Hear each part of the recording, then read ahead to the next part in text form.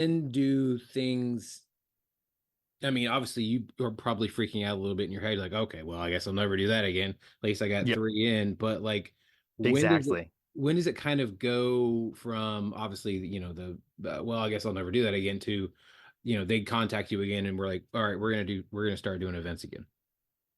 So I did the December show, the January show, and then the February show. The next show was about to be, another 4 or 5 weeks later in March, Hmm. and then COVID happened, and then everything shut down. At first they just canceled that next event, and then another 2 weeks goes by, and they're like, "Yeah, we're not doing events ever again," kind of thing.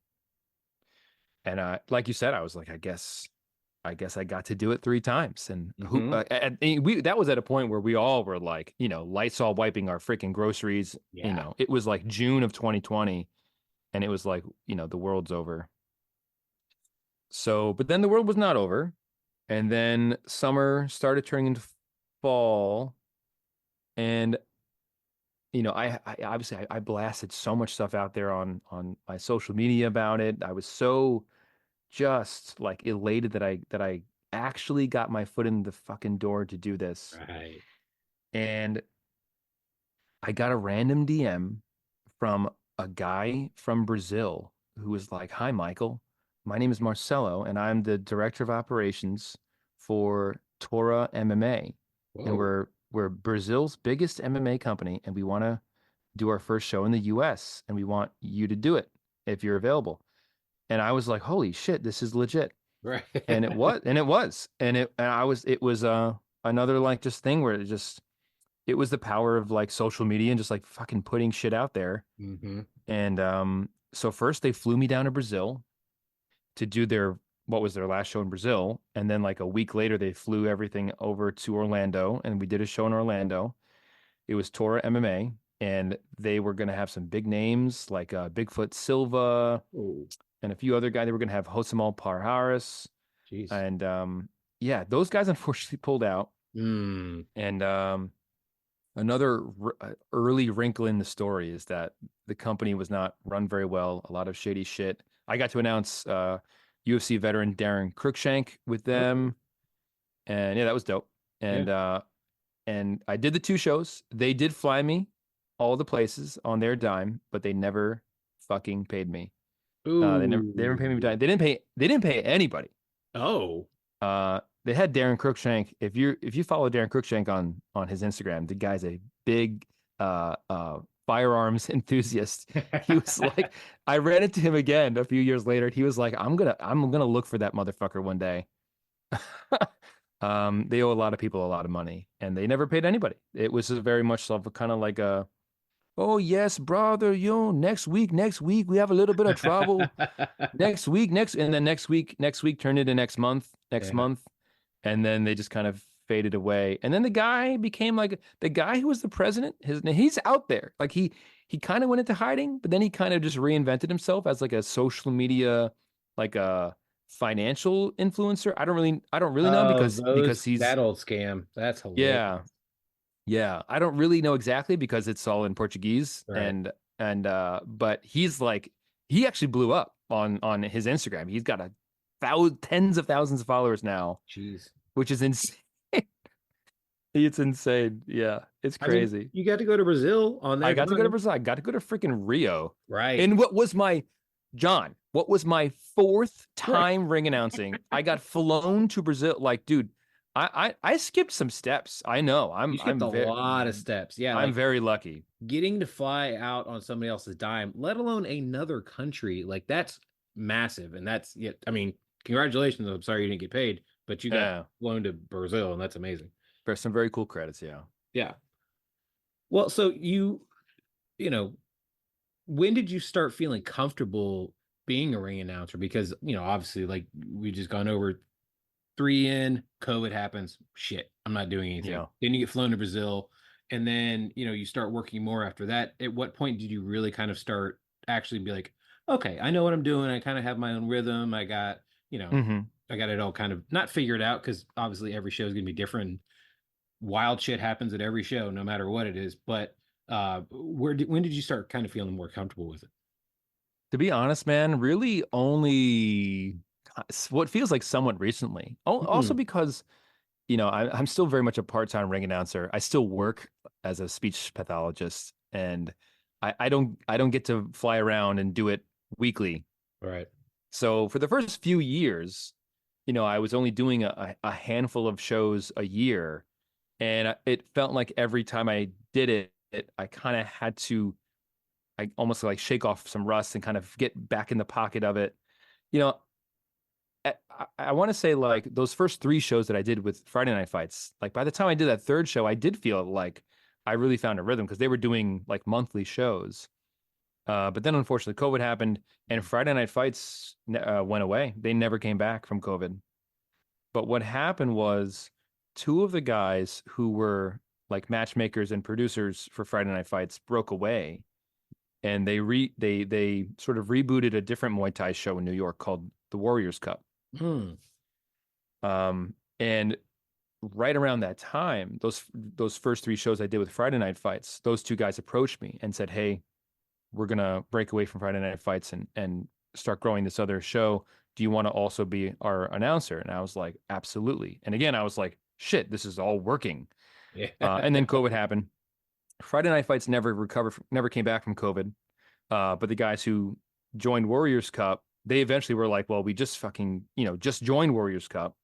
We're gonna do this." So slowly but surely, I think their first show was summer of 2021 is Nice. how long it took them. So Jeez. yeah, I did two shows with Torah MMA in October of 2020, and then waited another 6, 7 months to ring announce again with Warriors Cup, and that was like at a restaurant because they started slow, and then bit by bit they grew and grew and grew over the next few years, and they stuck with me. I stuck with them, and yeah, I want to say in about 2023, I really started to feel really confident every time I stepped in the ring or cage. That's amazing. I love that. Also, I love the fact that you worked two shows down in Brazil and didn't get paid one time. So one in Brazil and then in Orlando, right Oh, like okay. Okay. immediately after. But That makes you're sense. right, didn't get paid for either of them. That's still nuts. I know, I know. Well, so you have the unenviable task of announcing certain names that are rather hard for most people to even read, let alone announce out in front of, thousands of people. What do you kind of do to kind of help break it out phonetically so that you aren't, stumbling over your words or messing up names? Yeah, so part of my actor training when I studied acting in undergrad was that you learn a little bit of phonetics. Mm. And then I went, and this was not, it wasn't explicitly for this reason, but when I got a master's in speech pathology, you learn phonetics really in depth. So coming out of my master's and then I, started ring announcing, it really was just like this hack. This little special skill in my back pocket that no matter where anybody was from in the world, whatever language they came from, I could just say, just do me a favor, say your name really slow, and I could just write it out phonetically and just practice it that way. And it has been really a great skill to have. That's amazing. Yeah, there's so many times will watch the fights, and I mean, I've asked Bruce the same question, and I'm like, I couldn't do it. There's no like, I know that like Bruce and they say that they have something in the system where everybody's already said their name before, so that way they can just do the same thing. But you don't have that luxury. Right. You Yeah. literally have to ask them, hey, like you just said, can you please say your name for me real fast? Okay, and then write it out. Yeah, the UFC must have, I imagine, they must have a whole apparatus of just a whole assembly line that they put the fighters Hmm. through and audio files that they give to Bruce. I'm guessing, or something like that. Yeah. Yeah, I had to do all my my own, footwork. And I try to reach out to every fighter that I can. I usually try to politely pester the promoter and be like, send me a list of all the bouts. Because I'm not announcing the Conor McGregors and the Dustin Poiriers of the world. Right. So I'm announcing many guys who work jobs and are Mhm. 2-1 in Muay Thai, and I don't know who they are. And I need to know who they are. I need to know Right. how to say their name. And I'll DM as many people that I can find on Instagram and just say, These are the things I need from you. And if you have a name that people often get wrong, just give me some help with that. Extra points if you can just drop a voice file, a voice text right here in the chat. And so a lot of times I do. Dude, fighters are the most humble Yeah. and nicest dudes you will ever meet. I have come across the exact same thing and I love it. And it's so funny to me that people, yes, some of these guys and girls look very scary, especially when they're about to fight for their lives. But outside of the cage or the ring, literally the nicest people on the planet. Yeah, yeah. Yeah. Now, show days can be rather long. I've worked multiple pro wrestling shows, and I imagine MMA and Muay Thai shows are roughly the same. What do you kind of normally pack in your bag for a long day like that? What do I pack in my bag? It's mostly it's just all about the prep. So it's just everything I need to just to get ready and be ready, just Mm. in terms of my suit, my hair gel, my toothbrush, my mints. Because you talk to a lot of people, you talk to the Mhm. commission, you talk to the fighters. I always want to make sure that I have, good respectful breath. Um, Very nice of you. I also have I have a voice mask that my wife bought me as a gift once. Here I'm holding it in my hand now. It's called a belt box. It's really meant for singers, and so that you can warm up. You just hold it over your face, and it looks like a cup that you would put on your crotch. Right. But it's made of like a squishy foam, and you Hmm. can just scream into it, and it like takes 30 decibels off your volume. Wow. So you can kind of use that to warm up or practice and not annoy people around you. So that's a big one. I also have one of those vocal mists things that Oh, has just nice. been a lifesaver for me. And also for me, I'm not a honey guy. I haven't been a honey guy, at ringside, but for me, I like my gummy bears as my little Ah. treat. And it just gives me this feeling like I'm coating the back of my throat a little bit. It's probably giving me diabetes, but I mean, not that the honey's doing all that much to help you either. yeah. And also a gallon of water. Although if I'm chugging water at the show, that's too late. I try to be good about drinking water earlier in the day so that I'm hydrated. Smart. Now, I want to lend you a little trick that I learned the other day. So, do you watch the YouTube show Hot Ones by any chance? I have, yeah. Okay. So, Ariana Grande was on there this week, and Sean actually asked her roughly the same question about, well, I not the same question, but about, how do you tune your voice throughout the day for a concert? And she just said, like, slowly throughout the day, she'll just be like, like she'll just go through her ranges and just make weird noises. And then, maybe an hour later, she'll do more or however long it takes her. But just throughout the day, she kind of just does the same thing over and over again. Yeah, absolutely. Some light humming throughout the day is a Mm-hmm. really good way. Also, a little bit of vocal fry and intentional vocal fry. It's a nice way to sort of wake up the vocal cords. So, Vocal fry?